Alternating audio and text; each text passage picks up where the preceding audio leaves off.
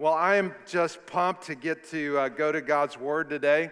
If you're new with us, we preach this. We preach God's Word, and this is like the main thing.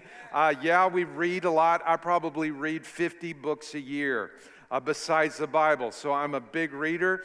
But the main thing is this. Now, this is the most important book. We believe this is God's Word. So we're going to look at that this morning. We're going to look in this series called UNchained, looking in the book of Exodus about a man named Moses. Even if you're not a Christian, you probably heard about Moses. Wasn't that the baby in the basket kind of thing? Yeah, it was. And he grew up to be used by God to do some mighty things.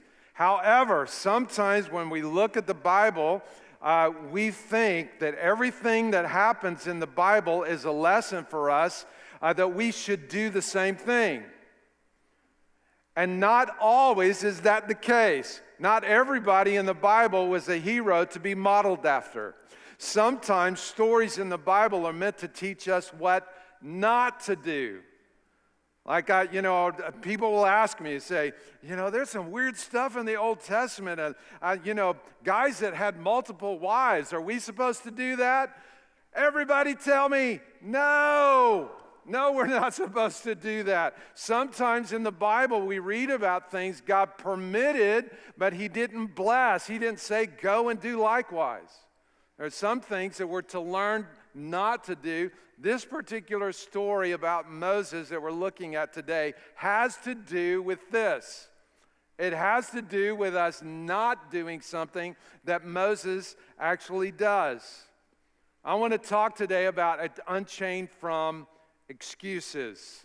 Unchained. None of us this morning, none of you have any excuses. You're like always taking responsibility. You're on it, but this is for the next service so you can tell them and help them because they're sleeping in this morning.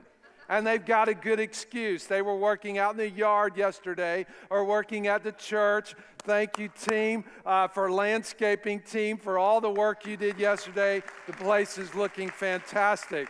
Well, maybe they're using that kind of excuse. But sometimes we can use excuses when it comes to what God is asking us to do, and we miss out on blessings.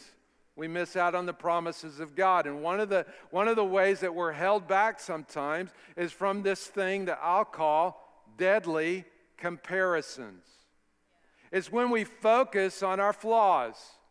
When we magnify what we're not good at, and we say, well, I can't do that because. Have you ever noticed how we're automatically drawn to look at our most significant flaws, the things we're most ashamed of? So tell me, if you see a picture of your family, who is the first person that you look at in the picture? Yeah, you look at yourself. You don't look at everybody else. And if it's a bad picture of you, it doesn't matter if everybody else looks fantastic, you're going to say, delete. That's the way we are because we want to look good. Or when you see live news and you see someone in the background going, it's like, dude, we see you. You don't have to act out. But I'm saying, look at me, here I am. We often do that. I remember when I was a teenager and I went through that stage of a Mount Fujiyami in the middle of my forehead and on my chin, and not only did I have zits, I had freckles, man. I had big freckles, and it's like that's the only thing I could see in the pictures were zits and freckles. That's just the way we are. We're drawn to what the flaws are in our life. She's one of the most followed celebrities on social media. I didn't know that. I don't follow her, but she owns a beauty company worth almost $1 billion. She's beautiful. She's rich. She's only 21. But Kylie Jenner says she's always been super insecure about her lips because a boy once told her that he didn't think she would be a good kisser because her lips are too small. And see, my point is, it doesn't matter how beautiful and successful you are, you magnify the one thing that's not so great about you. Ann Voskamp, great writer, she said, comparison is a thug because it robs your joy. Even more than that, comparison makes you a thug who beats down other people. And comparisons can rob us of the significance in our life and our destiny. Comparisons to others and what we think we're not so good at. And this is a passage that I think helps me this morning and perhaps will help you. So Moses is talking to God, and let's just review where we are in this story. Moses has met God at a burning bush. And the voice comes out of the burning bush and calls his name, Moses, Moses. Yeah, this is weird. It doesn't happen every day. And that's why it's in the Bible, because it's unusual. Happens to Moses. Moses, Moses. He says, here I am. And God says, I've seen the problems that my people Israel are having, and how that I want to deliver them. And I'm actually calling you to do it. And what does Moses say? You remember? Who am I? He says, who am I to do that? And God's promise to him isn't to like puff him up and tell him who he is, but simply to say, I'll be with you. And then God said, well, who are you? And God says, I am that what? I am.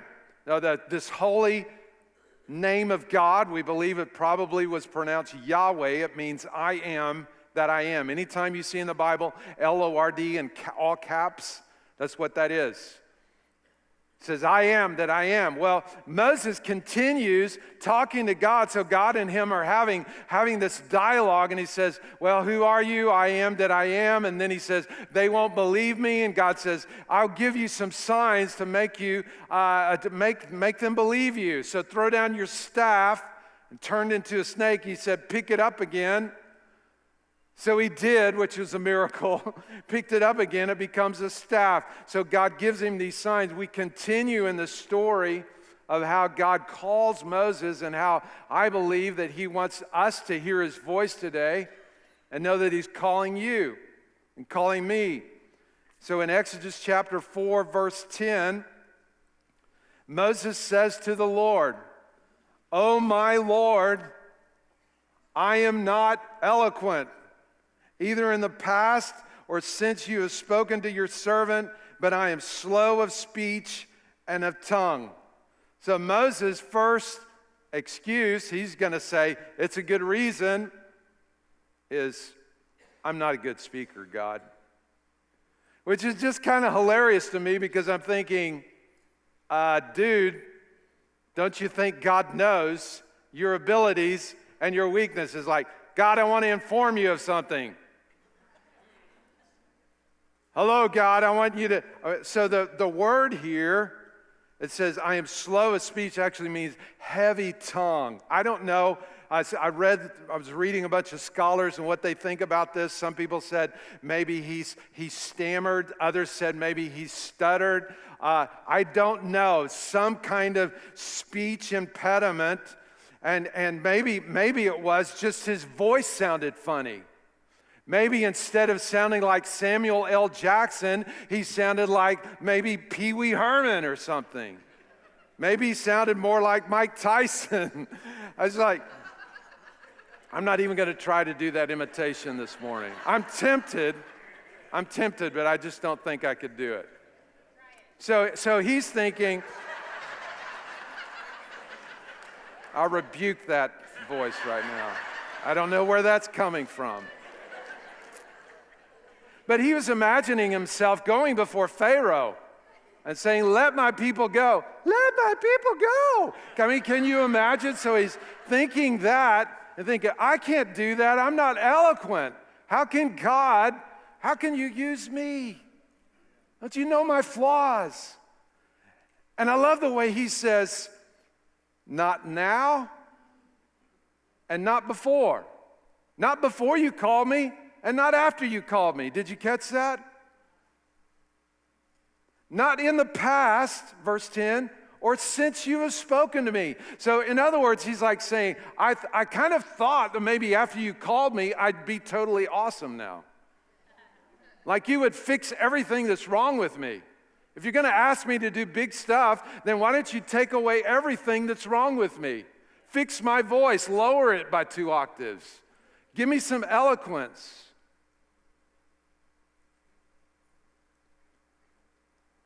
Although this isn't, it's not clearly spoken here, but I can't help but believe that beneath this is comparison. How do you know you're not eloquent? Who told you that? Who told you that you couldn't speak well? Where did you get that? What is it that you listened to your brother Aaron and then you listen to you? Why is it that sometimes somebody else's beauty makes us less beautiful? Somebody else's intelligence makes me, I'm not so intelligent. Somebody else's success, I thought I was successful. I'm not successful now. One of my friends works with people of great wealth, and one of the guys that he works for is a billionaire.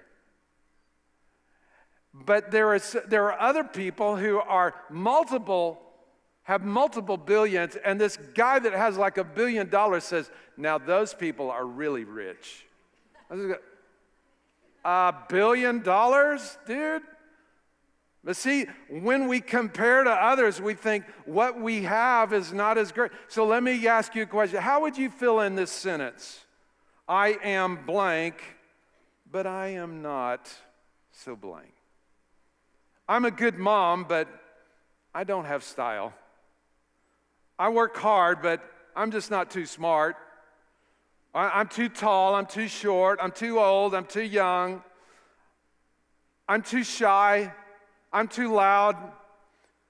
And I think this is part of what maybe is so cool that God put this in His Word for me and for you, because we can focus on the flaws that we have. And I love how God responds, my friends. How does He respond to Moses? He doesn't respond by saying, now Moses, let's have a talk here, dude. I'm going to just record you, and I'm going to play it back, and I'm going to show you how awesome of a speaker you are. You have great resonance. You have great intonation. Man, you know like 3 languages, dude. You are a great speaker. No, He doesn't do that. God simply is going to say something else. Neither does He give the kind of pump, self-esteem talk that we often do. When our kids come to us saying, I'm not so, and we want to say, hey, no 2 snowflakes are alike. Your fingerprint is unique. You're the only one with that. He doesn't do that. God's response is this. Look at verse 11. Then the Lord said to him, who has made man's mouth? Who makes him mute, deaf, seeing, blind? Is it not I, the Lord? So what is God saying? Look, I made you. You don't think I know? You don't think I know what you can do and what you can't do? God says, I am not limited by your limitations. I am not limited by your weaknesses. I know when I call you what I'm getting. You remember the first time you heard yourself on recording? You remember you record your voicemail greeting, and then you played it back, and what did you say? Like, man, there's something wrong with this microphone. This is not what I sound like. I remember when I first started preaching and I heard it played back, I wanted to quit. Because in my head, I thought I sounded like Sean Connery. And when I heard it play back, it sounded more like Jeff Foxworthy. Just like, dude, you sound like a hick, like a redneck from Louisiana, which I am. I remember early on in my preaching, a lady came up and I was trying to, rev up my voice. My predecessor had one of those voices, man, he could read the phone book and people would start repenting. He just like, and God said, and everybody goes, oh yes, hallelujah. He ain't even done anything. And man, so I was trying really hard, and this lady came up to the altar after I'd been preaching. I'm receiving people. She said, Pastor, has anybody ever told you your voice kind of reminds them of Mr. Magoo? I said, wow, thank you. Thank you. No, nobody has, but hey, there's a first. Thank you very much. So God knows our flaws. Doesn't mean that if you lack in some natural ability, for example, if you naturally put on weight, it doesn't mean, hey, this is the way I am. It doesn't mean Jenny Craig is of the devil. You do what you can with what you have. Or if we're shy, we should say, hey, I'm just shy, and never try to speak up. No, we deal with our natural abilities. We try to get better, but your lack is not God's limitation. Where you are weak, that doesn't mean God says, hey, I've seen a lot of things. I can't work with that. The sin isn't that we use our natural ability. The sin is that we depend on our natural ability. The sin is we want to say, I've got this. I don't need you, God.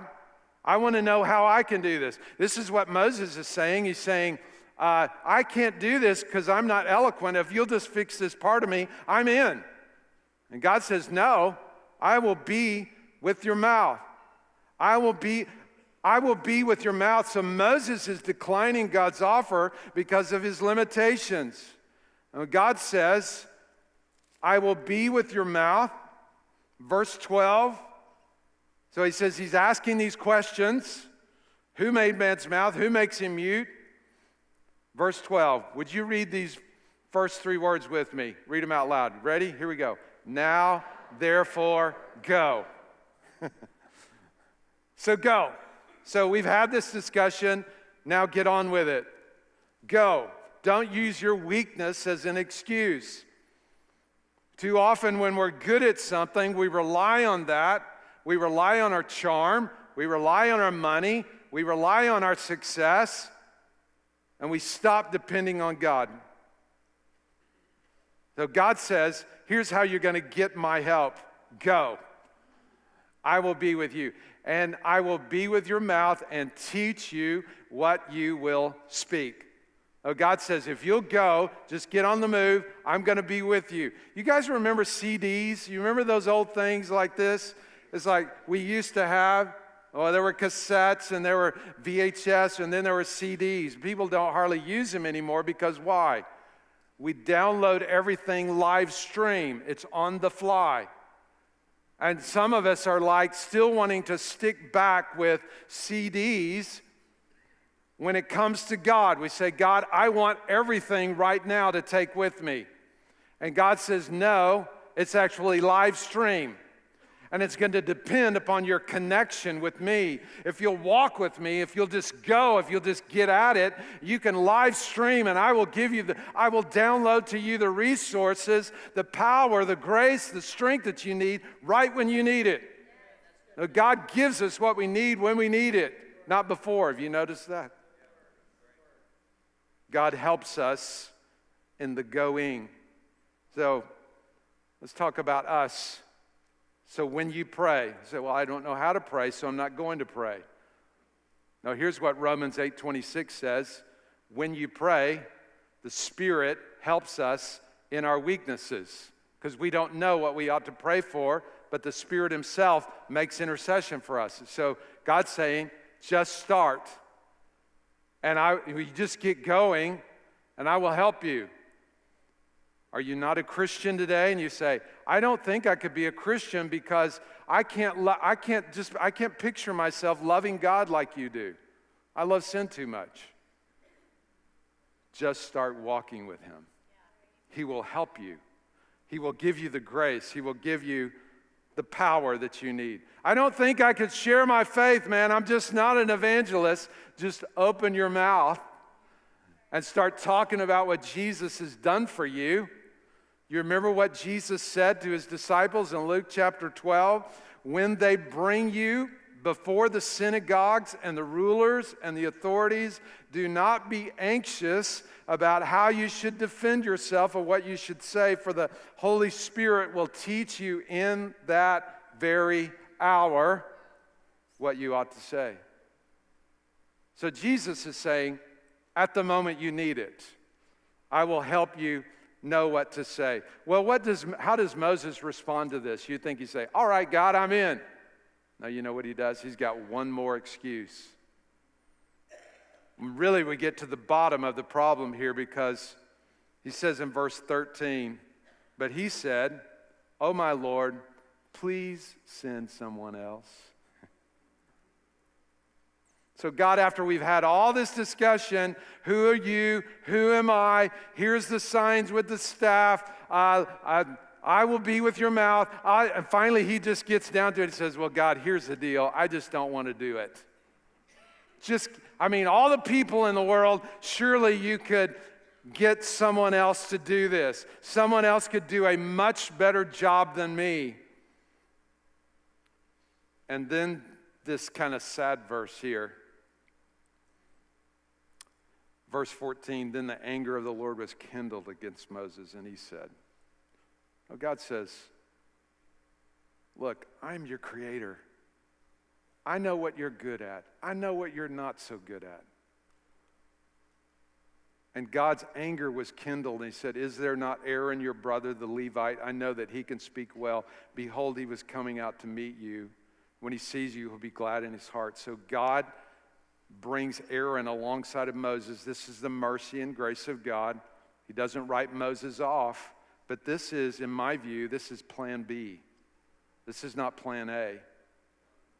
And I wonder what the story could be if Moses had simply said, yes, Lord. Aaron became a nemesis. Aaron became somebody who makes the golden calf and causes Israel to sin. What could Moses' story have been if he had just simply said, yes, Lord, I'm talking to some people in this room that God is knocking on your heart. He's calling you. And my friends, let me say, sometimes great opportunities from God only come once in life. I'm not saying that God can't redeem your failures and my failures. He can. But some of the opportunities that God gives us, and then we just say, no, Lord, just send somebody else. I'm not up for it. I can't do it. And I wonder what you're missing out on by saying no. By saying, Lord, who am I to do this? I don't have what it takes. Do we justify ourselves in our disregard of God, friends? Is there somebody here that you say, someday I'll have time for Christianity?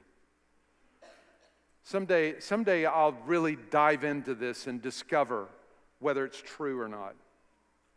Or when I get married, when we have some kids, or when the kids are gone and they're kind of out of the nest, then I'll have time for Jesus. And when things slow down, oh man, that's one I hear a lot. When things slow down, when I don't have as much going on, then I'll follow Christ.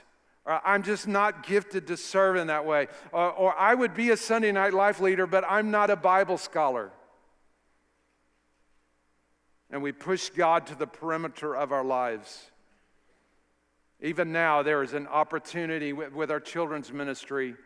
We just need some guys that'll come and shoot hoops with some of the young men, 5th graders and 6th graders on Wednesday nights. Opportunity. And yet some people say, oh, I don't know if I can do anything. Can you hang out with some boys? Can you help them? What about the opportunities that are around us, people that need Jesus and people, our neighbors that need to know the Lord? And we say, well, I'm not a good evangelist. Can you give a card that says, Easter's coming? Hey, come. Love to see you there. We'll go out for coffee afterward. You may not be the best. It's like some of us say, well, I don't have the gift of cleaning. Any husbands in the room say, well, I'm just not good at cleaning. I don't have the gift of cleaning either, but I do it. I don't have I'm not super touchy-feely, but I do it because she's my wife and I love her. Okay, there's just some things you do because it's the right thing to do. But some are saying, but I have questions, I have doubts. Okay, well, examine those doubts. What if I fail? You probably will. I've failed a lot in my lifetime. But God just says, get back up. Keep going. Keep walking. What if my family doesn't believe? What if they reject me? They might. But God says, I'll be with you. And when He's with you, it don't matter who's against you. Imagine how the story might have ended if Moses just simply said, yes, Lord. I don't know how this is going to work. I love the words of Mary, mother of Jesus. Be it unto me according to your word. She asked a question, but then she said, okay, I'm in. And look at her story. Imagine what your story could be. You just simply say, yes, Lord, I'm going to try. I'm going to give it some effort. Imagine getting toward the end of your life, looking back and say, I have no regrets. I tried. Versus the quick end to your life that is coming rapidly and getting there and go, I wish I would have. I wish I could have. I wish I would have just tried. So many people in the Bible didn't have a lot to give. They had flaws. King David was the runt of the litter. He was the youngest in the family. His father didn't even suggest that he should come to the coronation. George Washington wasn't a great speaker, couldn't talk for more than 10 minutes. Yet look at his legacy. The Apostle Paul, it says in the Bible that many thought him to be unimpressive. The Apostle Paul. Oh, I'm just not that impressed. Kind of sounds like Mr. Magoo. I just wrote 2/3 of the New Testament. It's no mistake that God called Moses when he did and how he did. He's 80 years old. If anybody had lots of excuses, it was Moses. I'm 80, man. I'm past prime. I've got a staff to walk with. Not a good speaker. God still used him. Some of you, if you would get unchained from your excuses, what could be possible in this church, in this city, in our world, in your life, in your marriage, with your kids, with the children here, the mission that's before us? What could be possible? And those of you that are considering Christianity, what if you just got in? What if you said, yes, Lord? I want to leave you with 4 things to watch out for when God is stirring you. First of all, to beware of self-deception. We think we know who we are. God really knows who you are. Beware of self-deception, either with your strengths or your weaknesses. Secondly, keep your focus on God's ability, not your own. Man, this is something I have to fight for all the time. Sean, it's not about you. It's about Him. Glorify Him. Get up and give it all you got when you preach. You may feel like your voice isn't the best or you haven't got the best sermon. Focus on God's ability.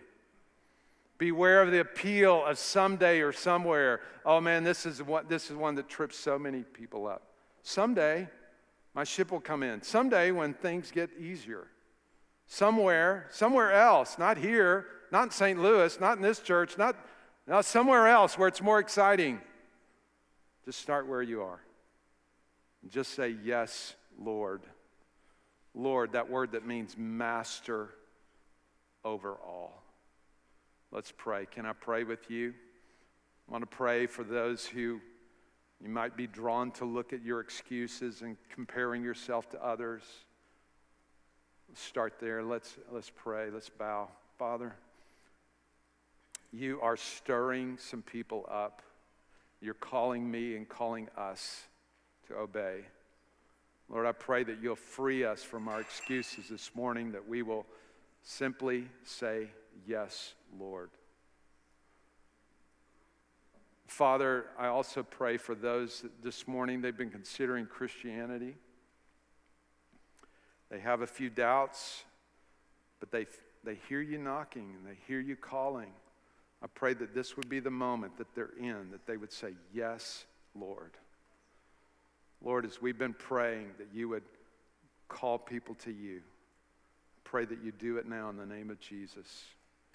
Amen.